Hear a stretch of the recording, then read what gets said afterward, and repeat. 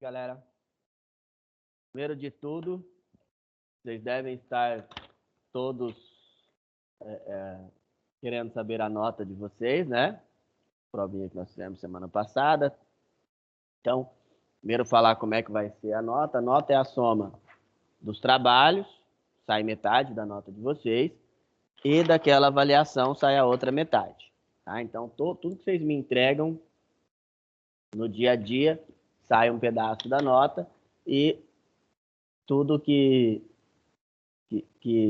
a gente fez semana passada, saiu outra parte, tá? Eu ainda não terminei de todos, mas eu acho que até a tarde eu consigo entregar, e aí eu vou mandar, igual mandei a outra nota, lá no WhatsApp de vocês, tá? Se eu consigo mandar tudo ainda hoje. Bom, pessoal, outra coisa, mais uma vez, com relação ao reforço, quem não entendeu ainda, como é que funciona, o vídeo está no grupo de vocês. Quem os pais não entenderam ainda, tem o vídeo lá. É só assistir o vídeo com calma e aí vocês vão conseguir entender, tá bom? Só ver o vídeo com calma, tá tudo explicadinho lá no vídeo. E se tiver dúvidas, é evidente, é só me perguntar, tá? Só falar, perguntar aí, que a gente está aqui para responder vocês, tá bom? Bom, outra coisa, questão dos exercícios. Pessoal, eu sempre falo para vocês que os exercícios, eles são para ajudar vocês, e não para deixar vocês mal ou para dificultar a vida de vocês. Pelo contrário, o exercício ele vem para ajudar, tá? Então ele vem para que vocês tenham uma facilidade maior em fazer as coisas, tá? Então, daí que vem a intenção de fazer os exercícios. E nunca com a intenção de prejudicar. E também, igual eu falei para vocês,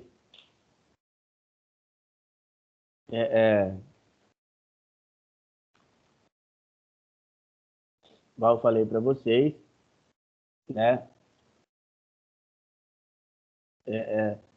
O exercício é a única forma hoje que eu tenho para saber se vocês estão indo legal ou não. A única maneira que eu tenho de saber se vocês estão entendendo, se está indo tudo bem, é por meio dos exercícios, tá? Bom, galera, então, pessoal, outra coisa, assim, todo mundo fica perguntando, professor, e aí? E a volta, e a volta, e a volta? Pessoal, eu não sei se vocês viram, o governo, ele colocou ainda mais, mais até o dia 16. Pessoal, espera só um minutinho, por favor.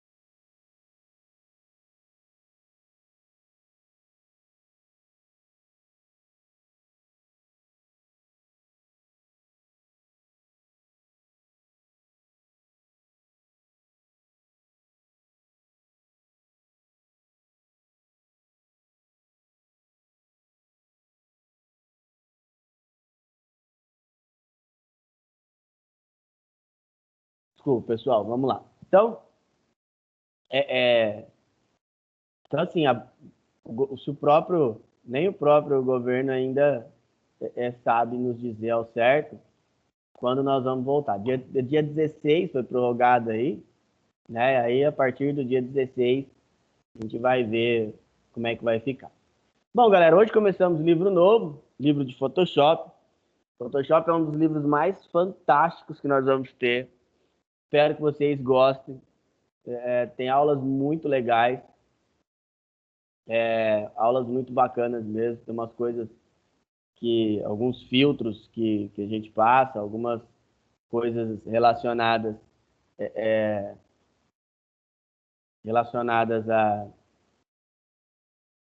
a parte de montagem. Tem uma aula que eu vou mostrar um filtro para vocês, que é o filtro de desenho. tá? E o filtro de desenho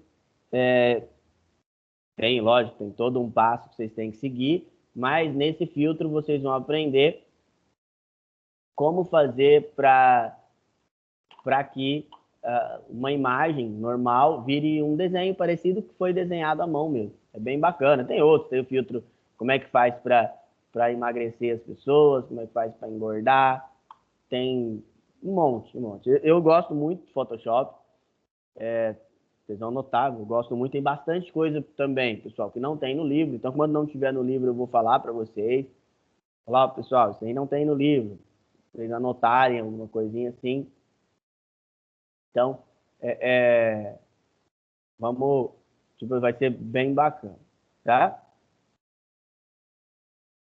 Bom, então, primeiro de tudo, o que é o Photoshop, né? O Photoshop, pessoal, ele é um software da Adobe de edição de imagens, mas ele é um software mais para a área de edição mesmo da imagem. Como assim mais da área da edição mesmo da imagem? É até estranho falar isso, né? Porque, galera, ele é mais voltado para quando você pega a imagem pronta, tá? E faz alteração nela. Então, você pega a imagem já pronta, tá? E você vai fazer alterações. Lá no Illustrator, o que a gente tinha que fazer? A gente tinha que criar a imagem do zero. Então, você tinha que criar essa imagem. No Photoshop, não tem. No Photoshop, você vai pegar uma imagem já pronta, já, e vai fazer edições dentro dela, tá? Esse é essa é a função principal dentro aí do Photoshop, tá? Ele é bem bacana, ele é bem legal de trabalhar e ele tem muita coisa. Tanto que existem diversos editores de imagem, mas nenhum tão poderoso quanto o Photoshop, tá? Existem muitos no mercado aí, mas nenhum é igual ao Photoshop, tá? Por exemplo, tem até editores gratuitos, tá? Tem até alguns que são grátis, por exemplo, o GIMP, mas chega nem próximo ao que é o Photoshop, tá? Bom, então o objetivo nesse módulo é nós conhecermos as ferramentas do Photoshop, tá? E, principalmente, conhecer o seu poderio, né? O que ela pode fazer para facilitar a nossa vida, tá? Vocês vão verificar que, igual eu falei, tem muita coisa dentro do Photoshop, muita coisa legal, tá? E o que vocês têm que, assim, meio que levar consigo, né? Essas edições também vai ser mais da criatividade de vocês, porque muitas coisas nos filtros são números. Então, por exemplo, se você pôr 30, ele vai trabalhar de uma maneira. Se você for o número 50, ele vai trabalhar de outra maneira. Então, essas são as principais diferenças, tá? Se vocês olharem no livro de vocês, são 6 aulas no total, faltou uma que é a avaliação ali. Provavelmente teremos mais, né? Porque eu gosto de falar bem tranquilo no Photoshop para dividir bem a aula, para que vocês não tenham problema, tá? Então, para que a gente aí não tenha nenhum tipo de problema, para que vocês entendam tudo, eu gosto de dividir bem as aulas, tá? É questão minha, questão de eu gostar, tá? Assim, para vocês entenderem melhor. Online ainda é mais difícil, entendeu? Então assim, vai ser bem bacana esse módulo, tá? E uma das coisas que a gente mais falou foi sobre a diferença, tá?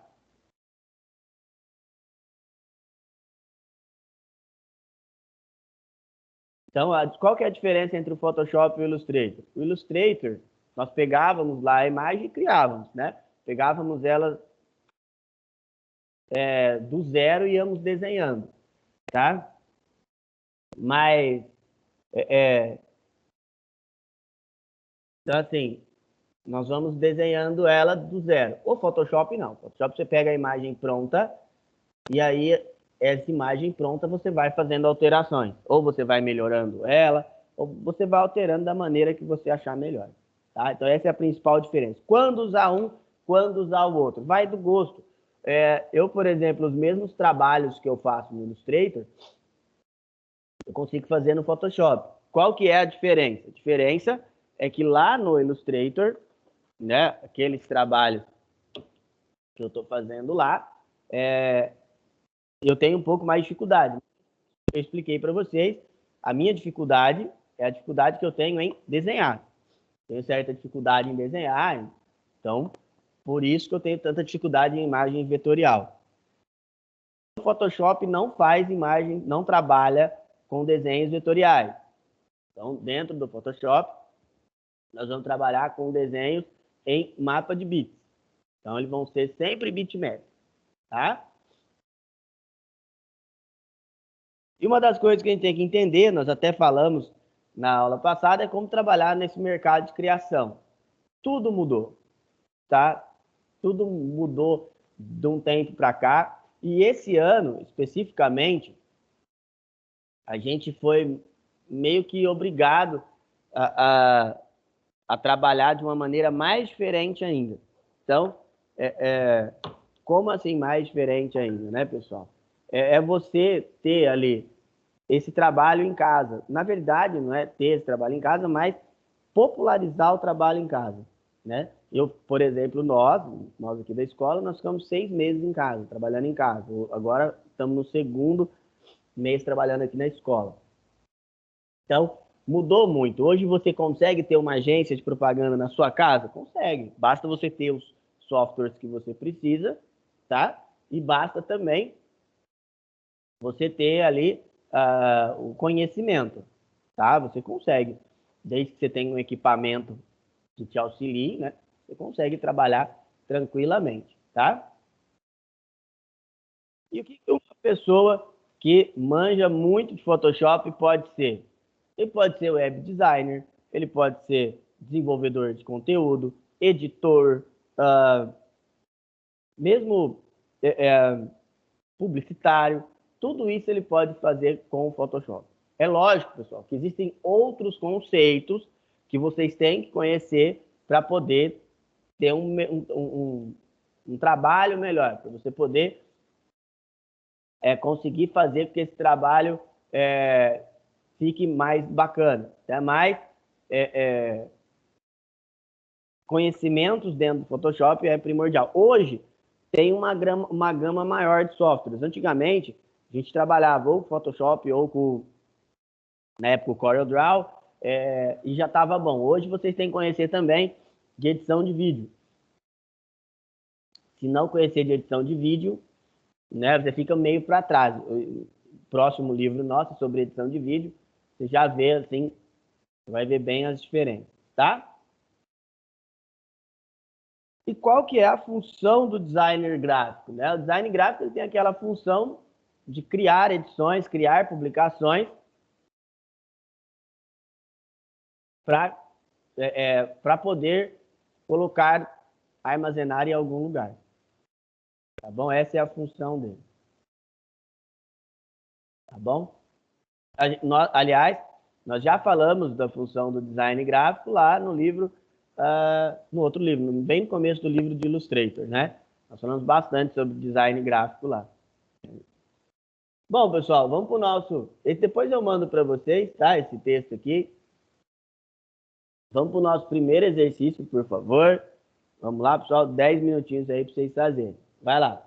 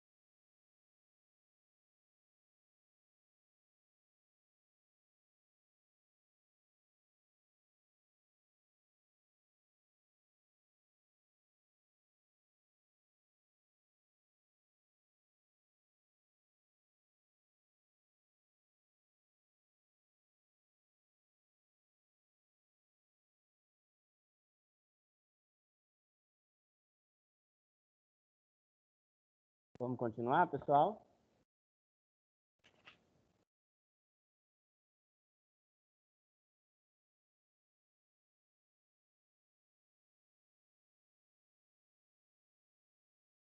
Ó, então, vamos lá. Pegar uma aqui, as respostas estão bem pequenas. Ô, Rebeca, lê as 3 para mim, fazendo um favor.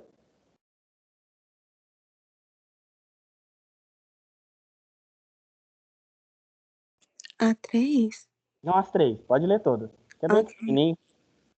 Uhum. Então, eu coloquei que a diferença é que o Illustrator você cria a imagem do zero. E o Photoshop você edita a imagem pronta. E a sua escolha é pessoal. A 2 é design gráfico e web designer. E a 3 eu acho que não, né? Porque precisa de toda uma estrutura para que possa fazer isso. Então, obrigado, Rebeca. Bom, então assim, pessoal, o que vocês têm que entender, principalmente nessa primeira, né, é mais essa que era a mais, assim, um pouco diferente, é que a principal diferença entre Photoshop e Illustrator é que, enquanto no Photoshop você vai pegar uma imagem pronta e vai alterá-la, no Illustrator você vai pegar uma imagem e criá-la do zero.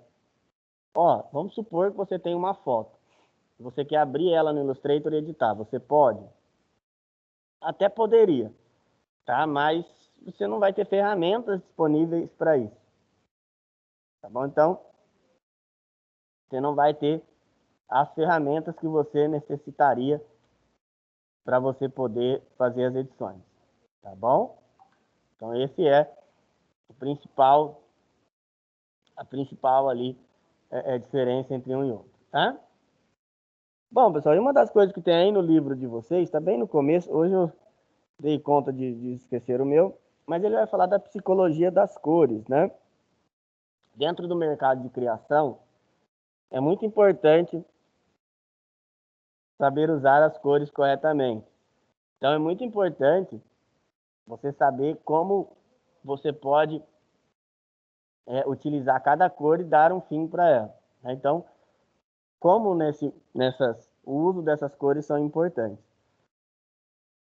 Utilizar a psicologia das cores, essa metodologia, faz com que lá na área de criação você tenha uma resposta melhor. É um estudo, tá? São áreas do cérebro que ela vai trabalhar, tá bom? Por exemplo, o vermelho, né? Por que as empresas usam o vermelho? O vermelho é uma cor forte, uma cor de desejo, de vontade, de querer ter aquilo. Por exemplo, a Ferrari, ela tem várias coisas. Então, existe Ferrari branca, amarela, azul, mas a Ferrari que as pessoas têm mais vontade de possuir é a vermelha. Por quê? Que é a cor de querer, de posse, tá? Então, por isso que o vermelho, essa Ferrari que é vermelha, né, ela é a mais desejada. Por exemplo, é um exemplo, tá? O azul passa confiança, passa paz. Tem uma empresa aérea que ela chama Azul. E por que ela tem esse nome de Azul? Ela tem o nome de Azul porque quando ela foi criada, lá no final dos anos 90, né? Já, acho que no começo ali dos anos 2000, ela tinha acontecido um acidente aéreo aqui no Brasil com a TAM. E foi uma sequência de acidentes, teve esse em São Paulo, né, que foi muito feio, acho que foi em 2007, se eu não me engano. E aí teve esse em São Paulo, né, que ele passa da pista e atinge o próprio prédio da TAM. Caiu um avião lá na Amazonas, ficou perdido, morreu bastante gente. Então, as empresas aéreas estavam muito em baixa. E essa empresa, ela comprou várias aeronaves novas e abrir num momento de baixa é muito ruim. O nome ia ser o sobrenome dos donos, tá? E aí mudou mudou essa opção para azul, porque aí a azul ela traz traria ali no caso um sinônimo de paz, um sinônimo de tranquilidade, de segurança. Então aí por isso eles optaram pelo nome azul, tá? Mas não era para ser esse. Por exemplo, tá? O amarelo é uma cor vibrante, né? Cor de energia, de estímulo, tá? Você vai ver sempre o amarelo quando você quer ver algo que traga otimismo, né? Verde, o verde é a cor do equilíbrio, da tranquilidade. O caso do verde é um caso bem bacana. Por exemplo, você vai ver muito verde associado a empresas de saúde. Por exemplo, se você for ver as grandes empresas da área de saúde, a sua marca é o verde. A sua, como é que eu vou falar assim? Geralmente, suas cores, sua cor principal é o verde, tá? Laranja também ele é associado ao amarelo, é uma cor quente que a gente fala. E aí é uma cor mais amigável, uma cor jovem, né? Uma cor de algo novo, tá? O roxo ele vai representar a sabedoria, a nobreza, a riqueza, o sucesso. Isso que o roxo vai trazer, tá? O roxo, pessoal, ele é uma cor relacionada à novidade.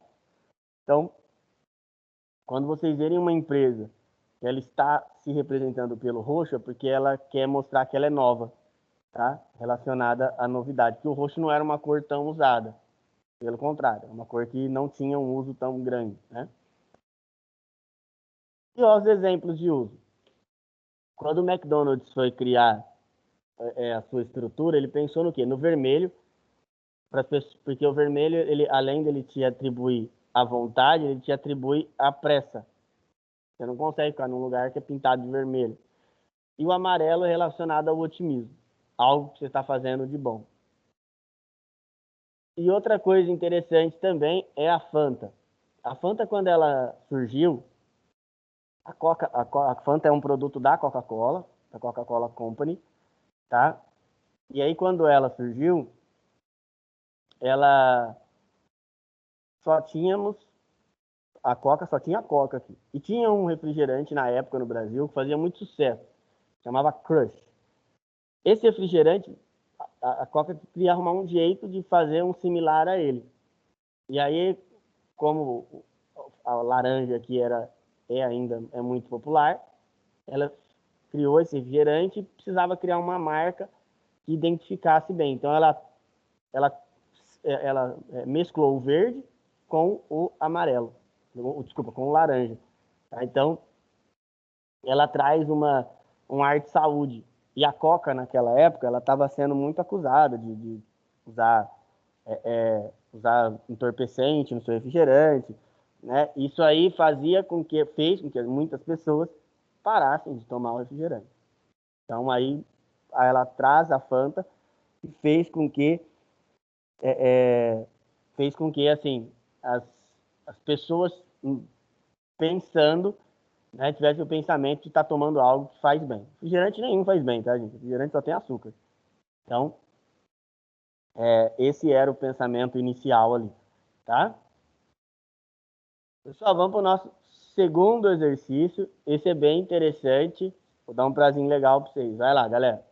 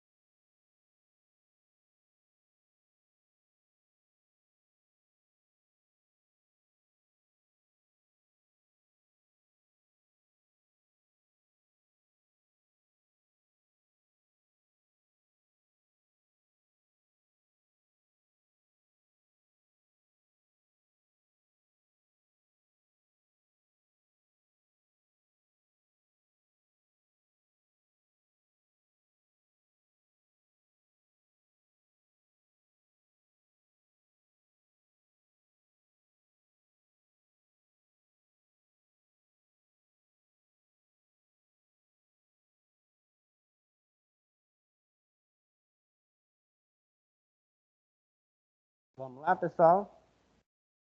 Bom, Samara, você pode ler a primeira para mim, fazendo favor?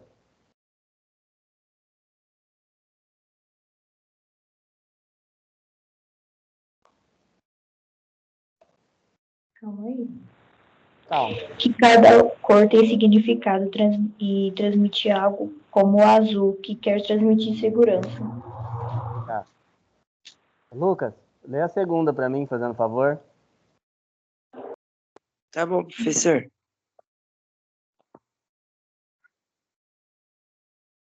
A psicologia das cores é o estudo que mostra a forma como nosso cérebro identifica e transforma as cores em sensações. A influência das cores pode ser observada na publicidade, na decoração de casas e escritórios, na moda, na maneira como gostaríamos de ser vistos, entre outros. Beleza, obrigado. Bom, a terceira é particular, né? Cada um saberia as cores que poderiam usar. Igual eu falei para vocês, isso vai depender muito do ramo de negócio que você quer atingir. Qual setor eu vou utilizar, ou qual o meu público-alvo, tudo isso é estudado. Uma coisa que vocês vão ver de interessante, quando a gente chega lá em web design, né, quando a gente chega na parte de web, desenvolvimento de sites, nós começamos a notar que os sites eles são muito similares, são muito parecidos, né? Então, a estrutura da cor, a metodologia da cor usada, então é muito parecida uma com a outra.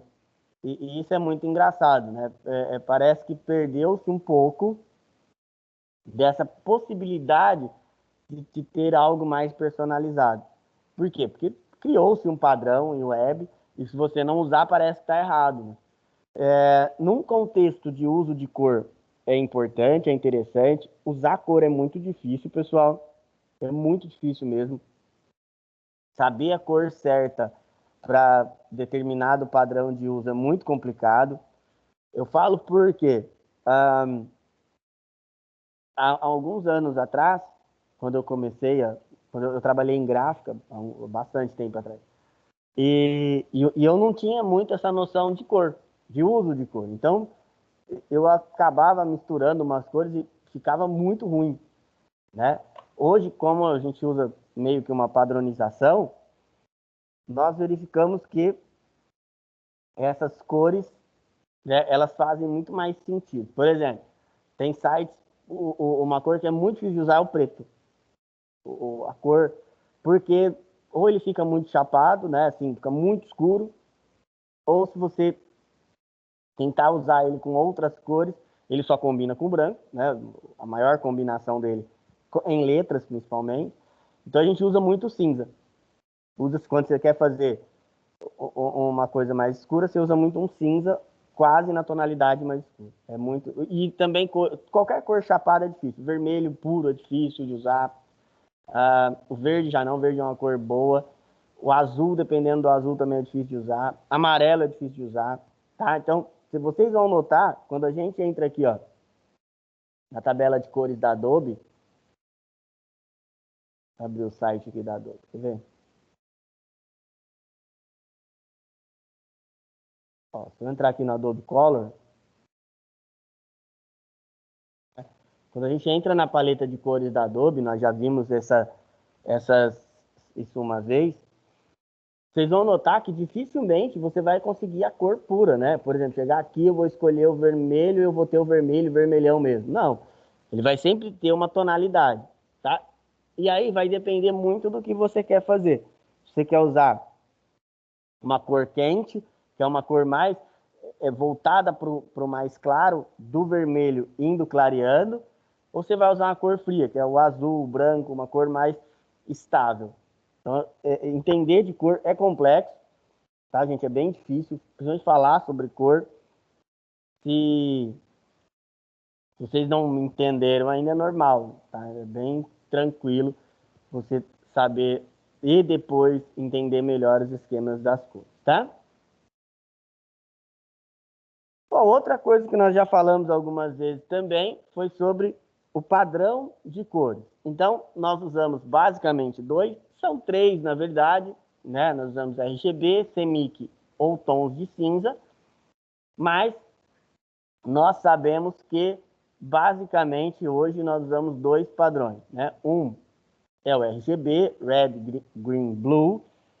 É um padrão de cor para ser usado em monitores. Então, hoje, a maioria dos trabalhos que a gente vai fazer não serão impressos, né? Serão exibidos aí no monitor. Por exemplo, tem um módulo nosso que chama Empreendedorismo Digital, tá? Então, no empreendedorismo digital, nós vamos trabalhar basicamente com, com essa questão de trabalhos para o meio digital, para mandar por WhatsApp, mandar por rede social e assim por diante, tá? Então, nesse tipo de trabalho específico, nós não vamos trabalhar com impressão, né? Bom, então o RGB, essa combinação de cores, dessas três cores, ela vai criar todas as outras, tá? O CMYK, ciano, magenta, amarelo e preto, com essa combinação, é a combinação de cores para impressão. Então, quando você quer trabalhar com impressão, tá? A gente vai trabalhar com essa padronização de cor. Bom, pessoal? Então, essa é a diferença entre um e outro, principalmente. Hoje, igual eu falei para vocês, os trabalhos para impressão são muito menos, né? A gente não tem tantos trabalhos para impressão assim, mas é importante saber. Importante a gente ter essas opções, tá? Bom, e aí, ó, vocês vão notar, existe uma coisa chamada temperatura das cores, onde as cores mais voltadas pro vermelho, pro amarelo, que são cores mais vivas, elas são chamadas de cores quentes. E conforme você vai diminuindo essa tonalidade, mais voltado para o azul e para o verde, elas são chamadas de cores frias. É também uma coisa que vai determinar que tipo de cor você vai utilizar. Então, que tipo de cor você vai utilizar? Vai depender muito de você estar querendo usar uma cor quente ou usar uma cor fria.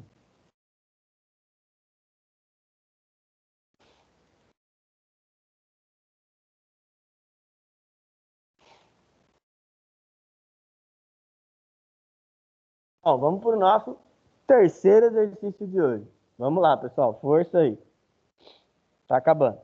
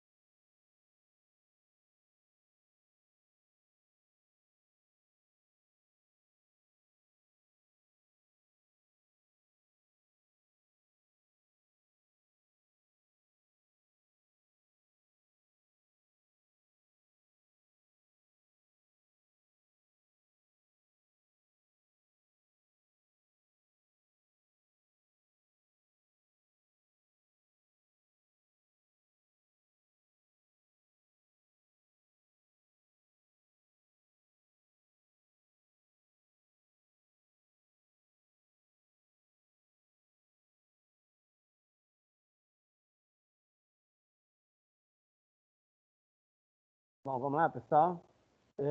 Ô Camille, lê as 3 para mim, por favor. São bem pequenas, pode ler as 3. Não, eu vou lá pra Tá bom. 1. Padrão para impressão. É a abreviatura do sistema de cores substantivas formadas por ciano, magenta, amarelo e preto. 2. Padrão para tá certo. Padrão para impressão. É a abreviatura de um sistema de cores aditivas em que o vermelho, verde e o azul são combinados de várias formas. E a 3, dizer que as cores representam uma temperatura. Tipo, o vermelho é uma cor quente, já o azul é uma cor fria. Obrigado. Bom, pessoal, então, esse é o princípio. Deixa eu só ver um negócio aqui. Tá. O que eu quero de vocês agora? A gente já fez bastante teoria e vocês vêm da área de criação, né? Então, agora a gente vai fazer a parte prática. Então, por enquanto, né, vocês podem usar o programa que vocês quiserem. Eu estou testando uma versão do Photoshop que a gente pode usar em celulares, tá? Eu estou testando ainda. Se der certo, até semana que vem eu mando para vocês, tá bom? Deixa eu testar porque tem... O que tem acontecido bastante? Tem acontecido de, às vezes, eu pegar uma versão de um software, rodar no celular de um e não rodar no celular do outro. Então aí não é interessante para nós, tá? Interessante é que rode em todas as plataformas do Android, tá bom? Qualquer coisa, nem que eu tenha que gerar o APK e mandar só o APK para vocês, tá? Fiquem tranquilos. Até semana que vem eu resolvo isso aí, tá? E quem estiver usando o PC, ou notebook, eu tenho uma versão portátil. Ela é bem mais leve, aí não preciso, porque o Photoshop ele é um pouquinho pesado, mas essa versão que eu tenho é bem mais leve e dá para usar tranquilamente, tá bom? Bom, vocês vão fazer para mim, então, um cartaz.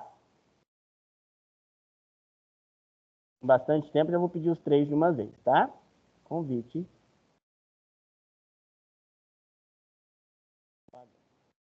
Pessoal, eu sei que vocês já fizeram alguns exemplos desses. Não é para pegar o mesmo e repostar, tá? Eu tenho todos os salvos, tá bom? É para vocês criarem outro. O tema, o que vocês quiserem, tá? Vou deixar livre para vocês aí, para vocês trabalharem a criatividade de vocês. Nós temos meia hora para fazer. Dá tempo para fazer, dá 10 minutos cada um, dá tempo tranquilo. Vamos lá, galera. Pode começar fazendo favor.